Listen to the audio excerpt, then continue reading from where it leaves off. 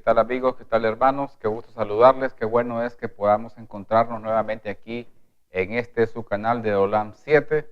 Damos gracias al Creador, gracias por su misericordia, por su amor, porque nos permite que este mensaje de las Sagradas Escrituras pueda llegar a muchas personas en el mundo entero. Millones de personas están viendo esta programación y juntos podemos edificarnos en el estudio de la palabra de nuestro Dios. Damos gracias porque Él ha permitido toda esta metodología para que se proyecte el Evangelio eterno a toda nación, tribu, lengua y pueblo desde cualquier parte del mundo con una señal de internet, con su computadora, con su iPad, con su tablet, con su aparato de comunicación. Usted puede bajar esta señal y vernos por los diferentes medios, ya sea por la página web, que usted la va a ver en su pantalla, al pie de la pantalla, olam7.tv, o también por nuestro canal de YouTube, Olam 7 HD Honduras. Transmitimos desde San Pedro Sula, en el norte de Honduras, en el corazón de nuestro continente americano. Damos gloria a Dios porque estamos siendo bendecidos con el hecho de poder compartir con cada uno de ustedes un mensaje de Dios para este tiempo solemne que nos ha tocado vivir a cada uno de nosotros. Y en esta oportunidad nosotros vamos a estudiar un tema trascendental, un tema que despierta mucho la ansiedad de una gran parte de la población a nivel mundial, que tiene que ver con las profecías y específicamente con el libro de Daniel, ese gran siervo de Dios, ese gran hombre que Dios levantó en medio de una terrible apostasía, de una calamidad espiritual del pueblo de Dios de esa época, y que Dios lo fortaleció y lo utilizó para glorificar su santo y bendito nombre. Pero antes vamos a tener una ofrenda musical. Se trata de un himno que despierta mucha emotividad, mucha confianza en el poder restaurador de Dios, a pesar de todas las luchas que hay en el mundo actual, de todo lo que se puede percibir en cuanto a conflagración mundial. Sin embargo, Dios nos llama a que tengamos calma, que Él tiene el control de todo. Oh buen maestro, despierta.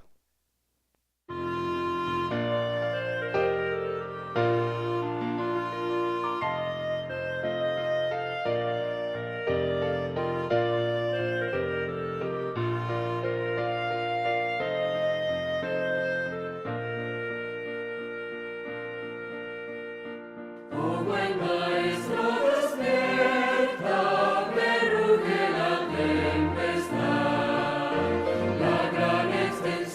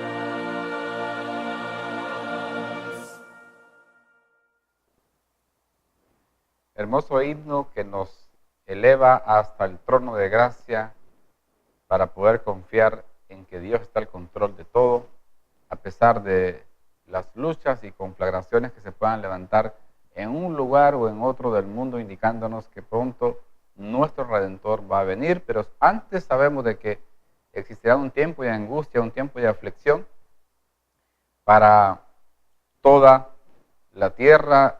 Muchos estaremos vivos, otros tal vez Dios nos ha llamado al descanso, pero en cualquier circunstancia tenemos que saber de que Dios está al control de todo y que a pesar de las tempestades, Él abre sus brazos y dice, haya paz. Hermoso saberlo eso. Y vamos a empezar con el tema de esta oportunidad que tiene que ver, como dijimos al principio, una introducción, un preámbulo de lo que es el libro de Daniel, que es lo que nos muestra este libro profético, eminentemente profético, donde encontramos una gran cantidad de profecías, una gran cantidad de material para estudiar, muchas cosas interesantes, muchas cosas enigmáticas para mucha gente que no saben cómo entenderlas, a algunos les da temor, les despierta ansiedad, se les nubla el entendimiento cuando se estudia este libro de Daniel. En cuanto a la cantidad de símbolos que aparecen ahí, podemos mencionar la estatua de Nabucodonosor, los diferentes materiales con los cuales esta estatua fue edificada, de acuerdo al sueño que tuvo Nabucodonosor y que Dios se lo reveló, se lo hizo ver a través del profeta Daniel. Y otras visiones que tuvo Daniel, como ser el de las 4 bestias del capítulo 7, también de lo que tiene que ver con las profecías 2300 días, las 70 semanas, todo lo que tiene que ver con el capítulo 12, y otras historias también, como ser la de la misma estatua de Nabucodonosor con los 3 amigos de Daniel que no se inclinaron ante la estatua. La historia también del foso de los leones, que es otra historia que es un tipo de lo que va a pasar en el tiempo del fin. Así que muchos hoy en día están temiendo de que la Tierra va a ser envuelta en una guerra de las galaxias, de una invasión de extraterrestres, de que va a ser objeto de una guerra nuclear entre las potencias del mundo, y que mediante eso se va a desatar el Armagedón, o que van a venir gente de otros países, de la China, el Medio Oriente, los árabes, y van a estar guerreando contra Israel. Están metidos en ese tema, y en realidad el Armagedón que dice la Biblia, o la batalla final que marca las Sagradas Escrituras, tiene que ver de Cristo con Satanás, del bien con el mal. Esa es la lucha, esa ha sido la batalla, no desde las profecías enmarcadas desde Daniel y Apocalipsis, no. Eso ha sido siempre así. Desde el mismo Génesis está registrado esto, que tiene que ver con la lucha entre Cristo Jesús y el diablo, en que uno intenta poner en práctica el amor de Dios, la benevolencia, la misericordia, y otro que intenta colocar sobre el mundo sus enigmas, sus desgracias, calamidades, las consecuencias del pecado, pero sabemos de que al final Dios está al control y nos va a hacer a nosotros libres, nos va a liberar. Y una de las grandes cosas que nosotros podemos encontrar en el libro de Daniel es la forma como Dios siempre libra a su pueblo. Lo podemos ver con lo que mencioné de los amigos de Daniel, lo que pasó también con Daniel en el foso de los leones, y lo que dice Daniel 12:1 en cuanto al tiempo de angustia, y que de él va a liberar Dios a su pueblo. Miguel se va a levantar para liberarlos, pero eso sí, solamente dice que va a liberar a todos los que se hayan escritos, sus nombres escritos en el libro de la vida. Entonces tenemos que procurar mantener nuestra consagración por amor a Dios, servirle, trabajar en su obra y que nuestros nombres se mantengan escritos. Y si usted aún no ha tomado la decisión de hacer un pacto con Dios, de bautizarse para que su nombre sea registrado en el libro de la vida y luchar para que se mantenga allí, pues déjeme decirle que si usted hace eso, va a ser de los que Miguel, cuando se levante, va a liberar y al fin podremos estar allá con Cristo Jesús en la patria celestial. Vamos a través de este estudio de Daniel, a entender muchas profecías que nunca se imaginó usted poder entender a través de los símbolos que ellas mismas están expresando. Podremos también entender el drama cósmico, que es un drama cósmico que aparece allí, es una batalla, es una lucha que aparece ahí en Daniel y que la vamos a descubrir a través de este estudio. Y también cómo a pesar de los eventos mundiales que se están suscitando y que se van a suscitar dentro de un tiempo determinado, Dios está al control de todo. Que no tenemos que tener temor. Dios ha estado al control de toda la historia del mundo, desde el Génesis hasta el Apocalipsis. Cuando Adán y Eva pecaron, Dios no es como nosotros. Dios, no es hombre para mentir. Él no es tampoco, Él no se cansa, dice la Escritura. Él mantiene todo bajo control. Sabe el fin desde el principio. Nosotros venimos y cuando hacemos algo, por lo general, si nos va mal, entonces venimos y colocamos un plan B o un plan C para poder sacar adelante las circunstancias que se nos es presentada. En el caso de Dios, Él no trabaja así. Él ya tiene los planes establecidos si una cosa o la otra falla. No porque Dios sea imperfecto, sino porque Satanás siempre trata de arruinar todo lo que Dios haga. Entonces Dios sabe qué es lo que va a hacer, qué es lo que va a pasar desde el principio. También vamos a ver cómo los símbolos proféticos en ambos libros de Daniel y Apocalipsis, tenemos que entender esto y tenemos que manejarlo clarito.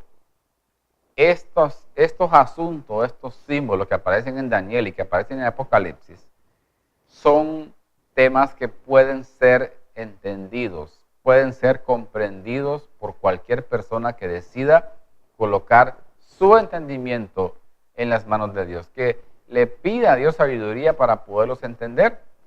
No son temas de otro mundo que nadie los puede entender. Hoy en día aparecen muchas personas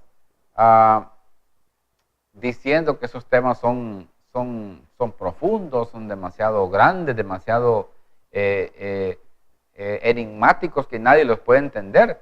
Eso es totalmente falso. En realidad, si nosotros vemos lo que dice el apóstol Pedro en la segunda carta, capítulo 1, versículo 20, para poder ilustrar mejor esto que estamos mencionando. Segunda de Pedro, capítulo 1, versículo 20, dice de la siguiente manera.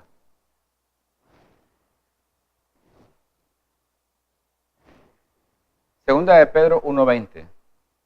Entendiendo primero esto, que ninguna profecía de la Escritura, oiga, aquí no está exceptuando nada. Dice que ninguna de las profecías que están en las Sagradas Escrituras, de las que están registradas, es de interpretación privada. Nadie, absolutamente nadie puede decir, no, esto ustedes no lo pueden entender. Esto solamente lo puede entender el sacerdote, el obispo, el pastor, el anciano. No, cualquier feligrés. No es, dice Pedro, esto no es de interpretación privada. Esto es para que todo el mundo lo entienda.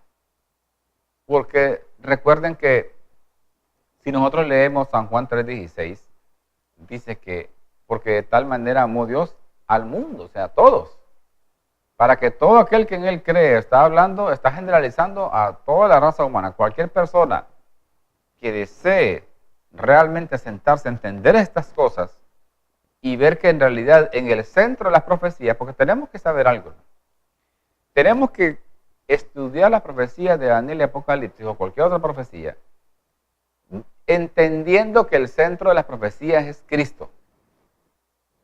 El centro de toda profecía que está aquí registrada en la Biblia es Cristo.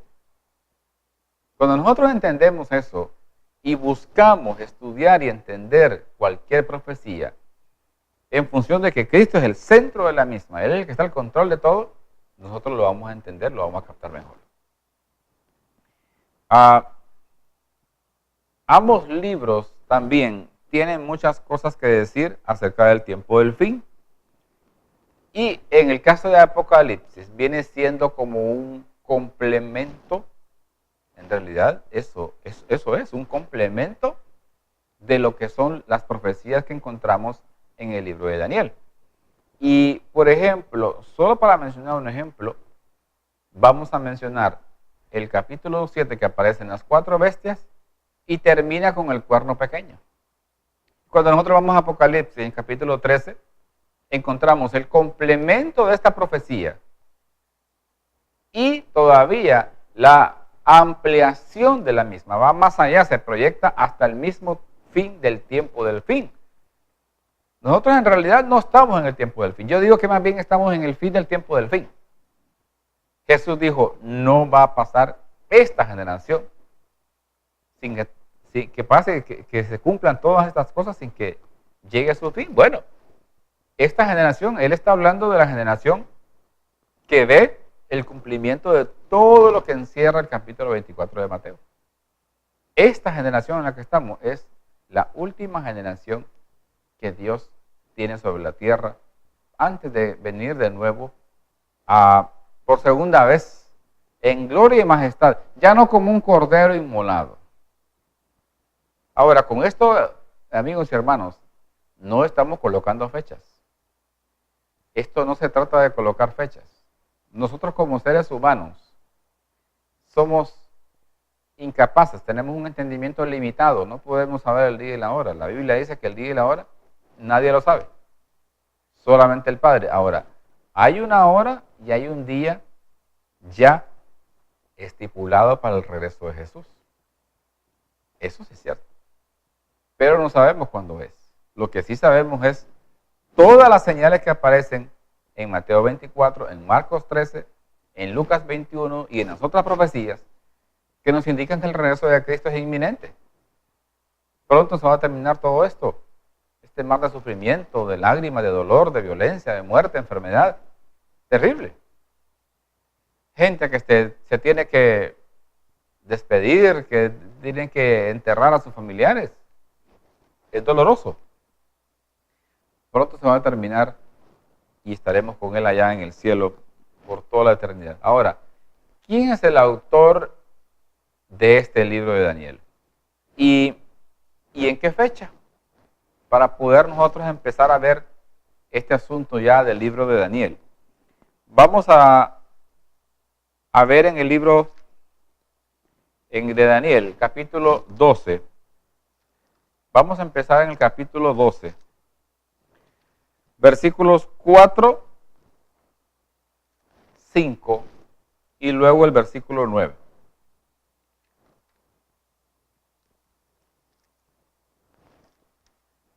Dice así, pero tú, Daniel, cierra las palabras y sella el libro. ¿Hasta qué tiempo? Hasta el tiempo del fin. Muchos correrán de aquí para allá y la ciencia se aumentará. Ahora el versículo 5. Y yo, Daniel, miré y he aquí otros 2 que estaban en pie, el uno a este lado del río y el otro al otro lado del río. Versículo 9. Él respondió, anda, Daniel, pues estas palabras están cerradas y selladas hasta el tiempo del fin.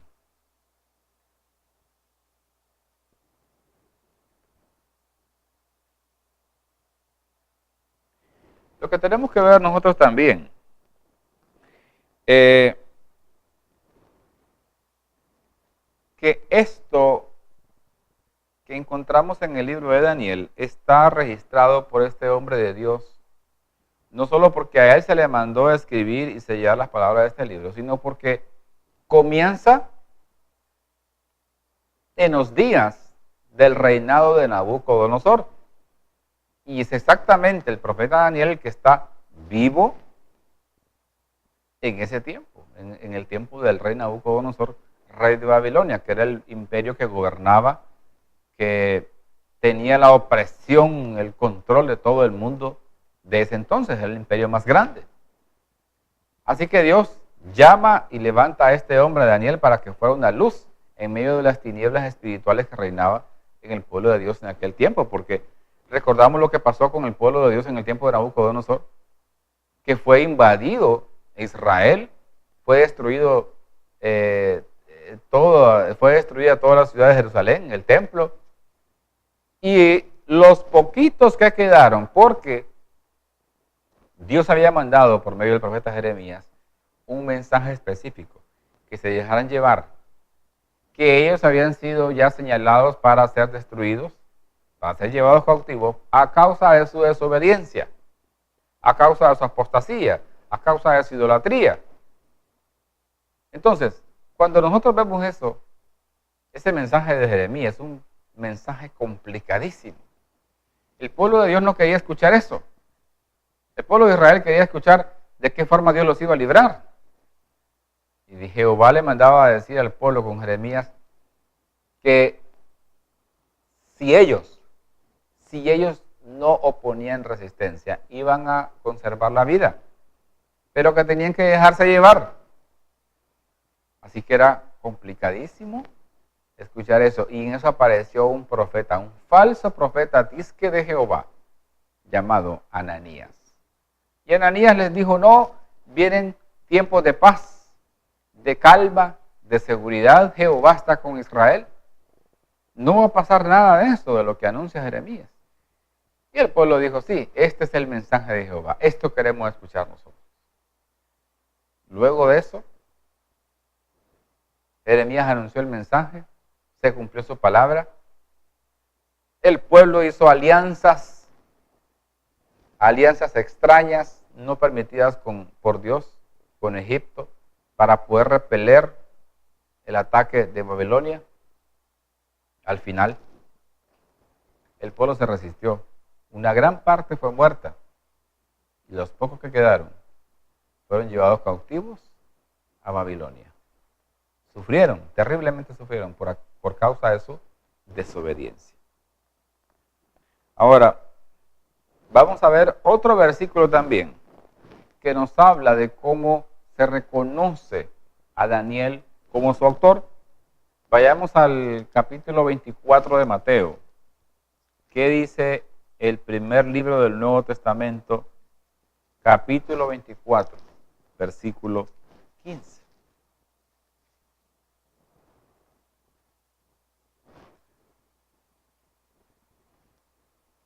Miren lo que dice aquí este versículo en palabras de Jesús. Por tanto, cuando veáis en el lugar santo la abominación desoladora de que habló el profeta Daniel, el que lee, entienda. Aquí está hablando Jesús y les dice, miren, cuando ustedes vean en el lugar santo la abominación desoladora de que habló el profeta Daniel, el que lee, entienda. O sea, está hablando de lo que tiene que ver con lo que escribió el mismo profeta en su libro. Aquí Jesús está reconociendo a Daniel como el autor del libro que lleva su propio nombre. Miren cómo también en este versículo Jesús está mandando al pueblo de Israel, a los discípulos, para que estudien bien específicamente lo que aparece en el libro de Daniel.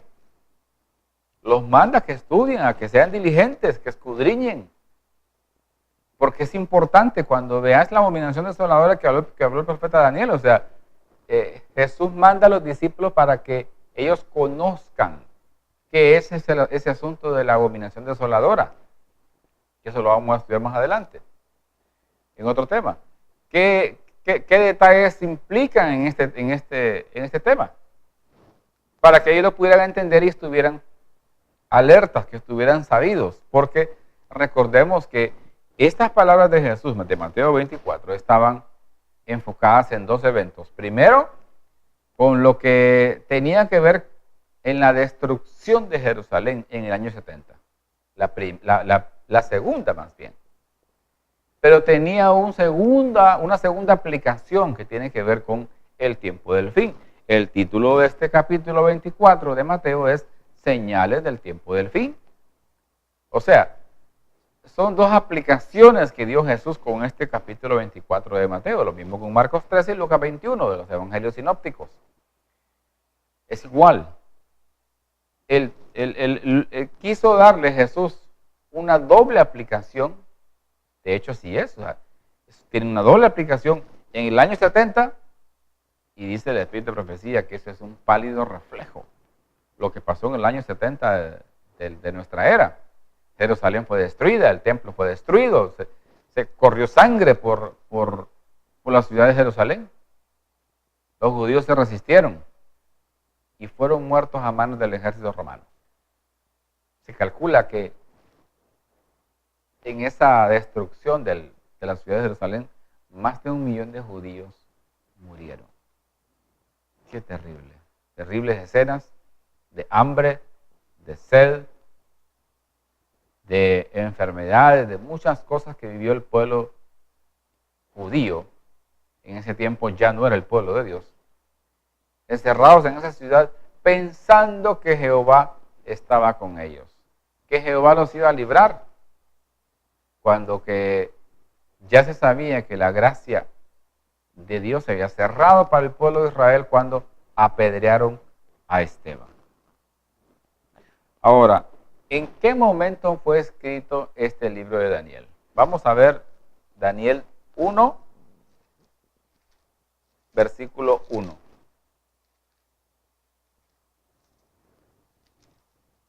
Dice, en el año tercero del reinado de Joacim. Miren que hasta menciona en qué año y el nombre del rey que estaba gobernando. En el año tercero del reinado de Joacim, rey de Judá, vino Nabucodonosor, rey de Babilonia, a Jerusalén y la sitió.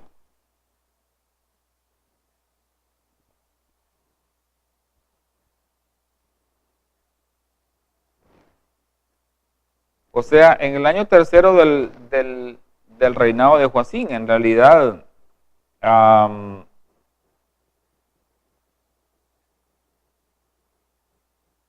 el siglo sexto, en el sexto siglo antes de Cristo, Daniel fue llevado cautivo a Babilonia, ¿verdad?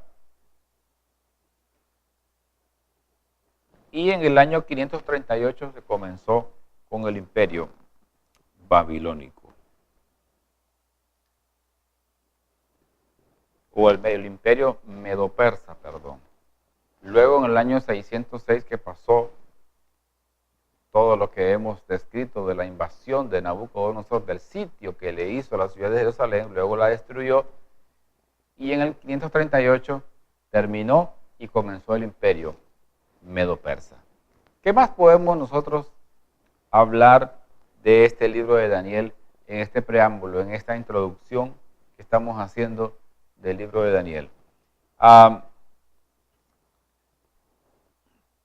Siempre en el versículo 1 nosotros vimos cómo Nabucodonosor dice que sitió Jerusalén. Las razones por las cuales Nabucodonosor o Babilonia, el imperio que gobernaba en ese tiempo, llevó cautivo a Israel. Lo llevó cautivo por la desobediencia. Dios mismo en la Biblia utiliza la frase, hablando de Nabucodonosor, mi siervo. En realidad Nabucodonosor fue un utensilio de Dios. ¿Para qué? Para poder castigar al pueblo de Israel. El pueblo de Israel se había apartado de Jehová. Había levantado estatuas. Habían hecho holocaustos a otros dioses. Estaban haciendo templos y cultos paganos en el mismo lugar donde estaba el pueblo de Israel. Habían importado todas esas costumbres y prácticas paganas y las estaban haciendo en el mismo territorio del pueblo de Israel. Ya no solamente ellos tenían en sus mentes algunas cosas que se practicaban allá, ya no solo visitaban esos lugares, ahora habían traído esas costumbres y estaban edificando altares a Baal, a otros dioses ajenos, y todo eso lo estaban haciendo dentro del mismo pueblo de Israel, en la misma jurisdicción. Dios estaba siendo deshonrado, vituperado, rechazado por su mismo pueblo. Y ellos dicen, no, esto no lo podemos seguir tolerando. Y sin embargo, Dios siempre en su amor, en su misericordia, envía al profeta Jeremías. Lo envía y le manda mensajes de amonestación, que se arrepientan, que se vuelvan de sus malos caminos. Y el pueblo, aún así, no quiso. Solo eran, por así decirlo, conversiones del diente al labio, externas. No había una conversión interna, no había un arrepentimiento genuino. Solamente eran acciones, como decimos en el argot popular, llamaradas tetuzas. Solamente era del momento, eran acciones emotivas, muy superficiales. Luego pasaba y la emoción y volvían a lo mismo. Dios tuvo que intervenir. La verdad que sí, Dios tuvo que intervenir para poder castigarlo y enseñarles una lección, ¿verdad? Sin embargo, Dios no es que del todo había abandonado y había dejado de amar a su pueblo, se lo seguía amando entrañablemente. Pero la Biblia dice que Dios al que ama, castiga.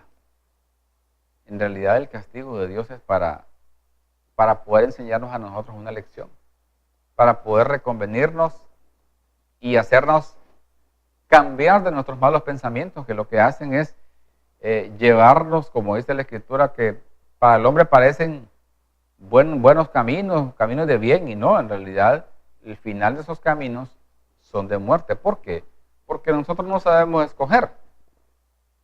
Porque el mismo Dios dice, miren, mis pensamientos no son vuestros pensamientos, son diferentes, los míos son superiores a los de ustedes.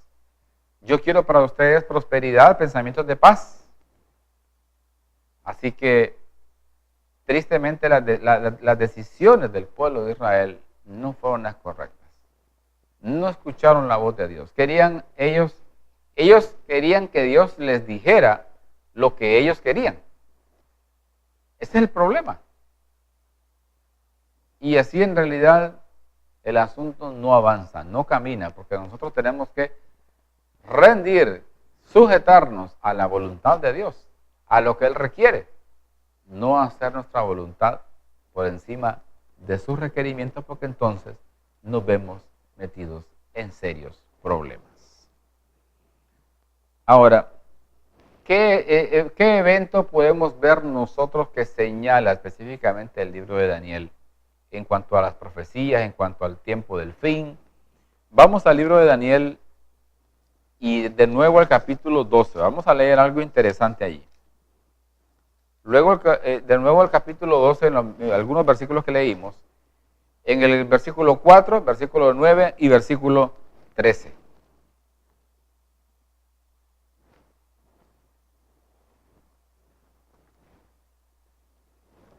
Dice, pero tú, Daniel, cierra las palabras y sella el libro hasta el tiempo del fin. Miren que ese versículo está dando una partícula de tiempo, una palabra que indica hasta el tiempo del fin. Muchos correrán de aquí para allá y la ciencia se aumentará.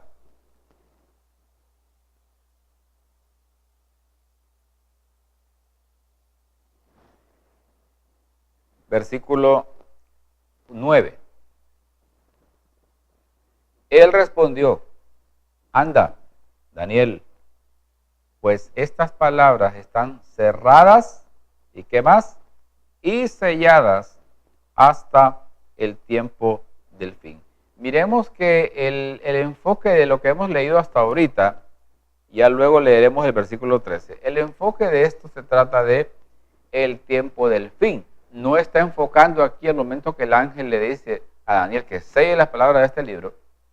No está diciendo, enfocándose en la destrucción de Jerusalén, en la misma ciudad, en Nabucodonosor. No. Está enfocándose en el tiempo del fin.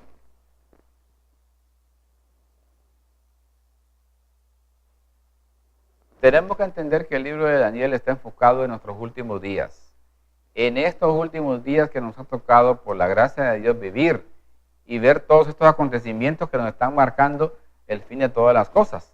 Por eso tenemos que estudiarlo en función del tiempo que lo escribió Daniel, bajo qué reinados, bajo las circunstancias, pero enfocándolo,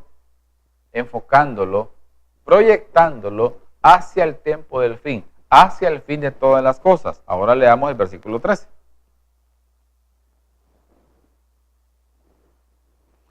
Y tú irás hasta el fin, y reposarás, y te levantarás para recibir tu heredad al fin de los días. Aquí lo que está diciendo, lo que está queriéndole decir el ángel a Daniel, es que tú irás, le dice, hasta el fin, y reposarás, pero te levantarás para recibir tu heredad al fin de los días. Quiere decir que el estudio, lo que está queriendo decir específicamente este versículo es que el estudio de las profecías de Daniel y Apocalipsis iba a tener un énfasis mayor, sustancial, en el fin de los tiempos, en los últimos días donde nos ha tocado vivir. Y esto es lo que está pasando ahorita con esta apertura de estos libros desde hace varias décadas. Podemos hablar hasta un par de siglos para acá, que se ha despertado el interés por estudiarlas, por entenderlas, por comprenderlas, compartirlas, por saber el significado de las mismas. ¿Qué quiere decir Daniel con tanta bestia que aparece ahí, con tantos símbolos materiales, oro, plata, bronce, tantas cosas, los dedos de hierro y de barro cocido, ese asunto de los leones, ese acontecimiento de Daniel junto a los leones? ¿Qué querrá decir eso? ¿Será que solamente fue una historia que relata la Biblia? ¿Será que es una aplicación para el tiempo del fin? Y fíjense, hay algo curioso también. Esto aquí, el asunto de la estatua y el asunto de los leones, son dos historias que se proyectan hasta el tiempo del fin y que nos están enseñando cosas y esto lo vamos a ver más adelante, pero estoy queriéndole dar algunas cosas de las que vamos a estudiar. ¿Cómo en el tiempo del fin se va a manifestar de una forma la historia de la estatua de Nabucodonosor y también Daniel en el foso de los leones? ¿Cómo Satanás trata de engañar al mismo tiempo también con la historia de los amigos de Daniel en el horno de fuego? Es otra historia también que está proyectando la forma como Dios va a operar para librar a su pueblo. Y doy gloria a Dios por eso, porque a pesar de verse el pueblo sumido en angustia, en persecución, en señalamientos, en incertidumbre de la vida de ellos, cómo va a terminar de algunos de nosotros, esperamos por la gracia de Dios ser parte de ese grupo. Dios siempre va a operar, Dios siempre va a intervenir, así como lo ha hecho en el pasado, va a intervenir para liberar a su pueblo. De eso no nos tiene que caber la menor duda. No tenemos que dudar de Dios. Las promesas de Él son fieles y verdaderas, como dice el himno. No podemos decir, bueno, ¿qué es lo que pasará? ¿En qué vamos a terminar? Dios siempre está al control de todo. Dice una cita de la pluma inspirada, la sierva del Señor, que nosotros podríamos, y voy a parafrasear aquí, que podríamos estar en incertidumbre, con ansiedad, afligidos, a menos que nosotros hayamos olvidado la forma como Dios ha operado en el pasado para liberar a su pueblo de todo tipo de decretos, de señalamientos, de acusaciones, de estar listo un pueblo para ser destruido, para ser aniquilado por la causa que sea. Y Dios se ha encargado siempre de poder librarlo, de que el pueblo cruce, así como el pueblo de Israel, el Mar Rojo en seco, de que cruce el Jordán también en seco, de enviar plagas para que un gobernante mundial pueda doblegarse ante el poder de Jehová y que deje ir a su pueblo y que se termine el yugo de servidumbre. Dios también al final de los tiempos va a operar para que se aniquile el yugo de servidumbre a causa del pecado a la que estamos nosotros expuestos por las consecuencias del pecado, pero que por la gracia de Dios esperamos ser librados muy pronto cuando Cristo venga. Entonces, vemos aquí una gama de historias, de símbolos. Hay muchos símbolos en este libro de Daniel y los vamos a ir descifrando poco a poco en el avanzar de este estudio del libro de Daniel. Y desde luego, como lo he mencionado, vamos a estudiar algunas profecías de Apocalipsis que son complementarias de este libro profético de Daniel, que hemos apenas estado en la introducción del mismo en este tema, tratando de colocar en el marco, colocarlo en el marco histórico, en el marco de las circunstancias que rodearon a Daniel, a sus tres amigos, porque fueron ellos cuatro. Imagínense que el rey de Israel, el rey de Judá, Joacim, fue llevado cautivo a Babilonia. Fue llevado cautivo. Y cuando se levantó la estatua de Nabucodonosor, que él la levantó solamente de oro, la levantó y mandó a que todo el mundo se inclinase. La mandó a que se inclinase, todo el mundo, a que se plegara. ¿Y qué pasó con Joacim? ¿Dónde estaba Joacim? Se doblegó, adoró la estatua por conveniencia, aún a sabiendas que había un mandamiento que decía no te inclinarás a ellas. Pero él cedió, sucumbió ante la presión, no así